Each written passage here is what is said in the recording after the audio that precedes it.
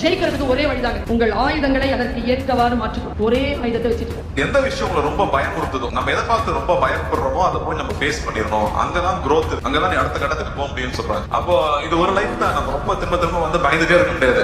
முதல்ல இந்த வெறுத்தனமா உழைக்கணும், ஹார்ட் ஒர்க் பண்ணணும், அப்படியெல்லாம் பேசுறது நிறுத்து. அப்புறம் எப்படி சார் முன்னேறது?